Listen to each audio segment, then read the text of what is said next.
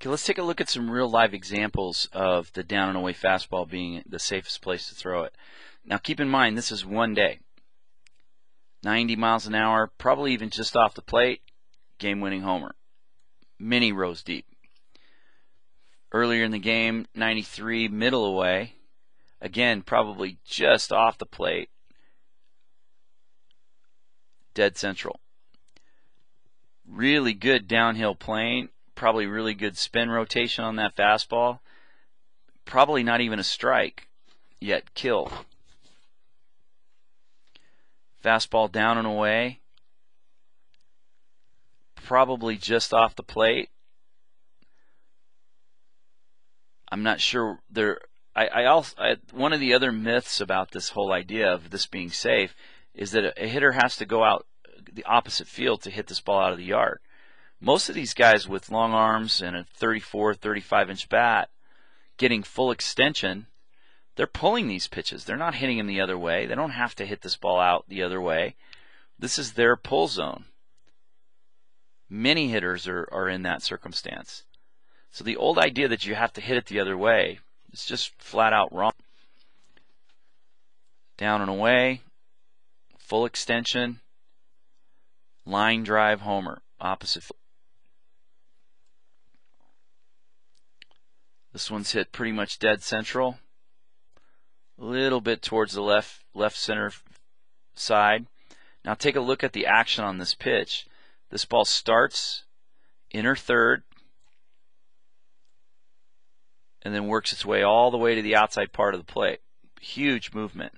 Also a huge amount of downward sink. And this ball's right on the black or maybe even off the plate, down and away. Perfect location.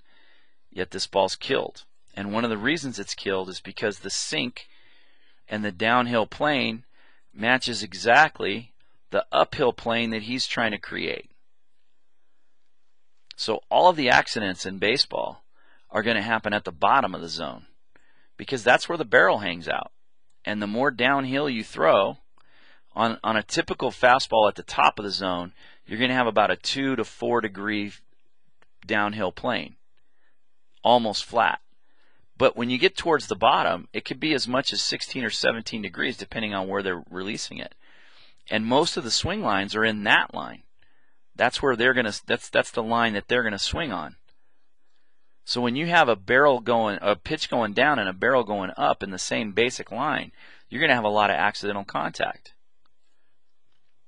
This is the same idea on a curveball, significant uppercut, and it matches the line of the pitch going downhill. This is another down and in fastball. One of the things I want you to notice is full extension. That lead arm gets completely and utterly locked. I've tested players all over the country with live batting practice exit velocity, and one of the things that was true is that the lowest pitch that they hit and squared up was almost always the highest exit velocity. And this is one of the reasons. The hands try to get to the ball. They can't because it's too low. They can only get to a certain height. But they try to continue to go down to the ball, and hitters always get extended on this pitch. That's why the highest exit velocities in Major League Baseball are at the bottom of the zone, not the top. They're at the bottom. That's when guys get extended. That's when the ball jumps off the bat the best. This is him. This isn't a fastball, but it gets to the bottom of the zone, and you see the overextension. You can see it happening here. He is completely and utterly locked out right there. That's a perfect example of him trying to get to the bottom of the zone, can't quite get there with his hands, and he gets overextended and crushes this. Another fastball down and in. Another really good downhill plane. It's probably right on the black or just off the plate. Dead center. Fastball middle away. Good sink. Crushed.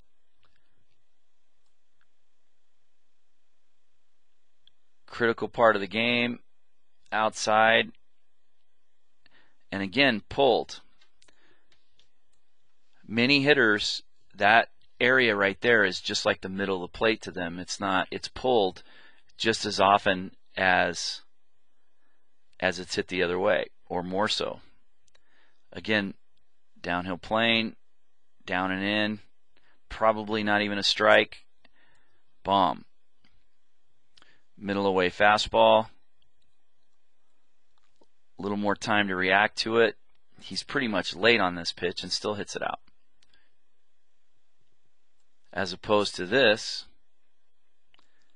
up and in pitch, when he's trying to get up there but has a tough time because of this line, this significant uppercut that happens in most major league swings, it's much more difficult to get to the pitch that's at the top of the zone.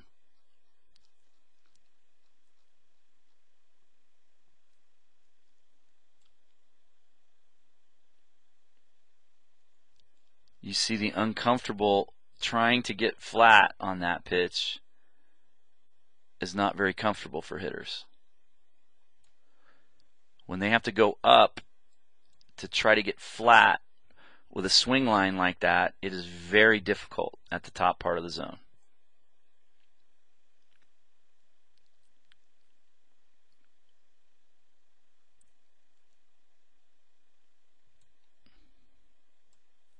That one's going to be a pitch that's exactly in line with the other pitches.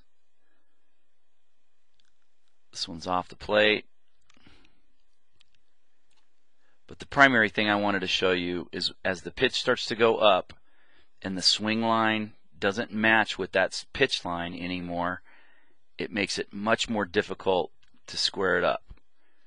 That's why those numbers are so significantly different. When you look at the strike zone, this is a rough estimate, and you look at the pressure zone, there is a significant decrease. Homers, batting average, chase rates are higher, and the production in this area is much lower. So why in the world the whole world is convinced that down and away is safer? It's beyond me. That's a myth.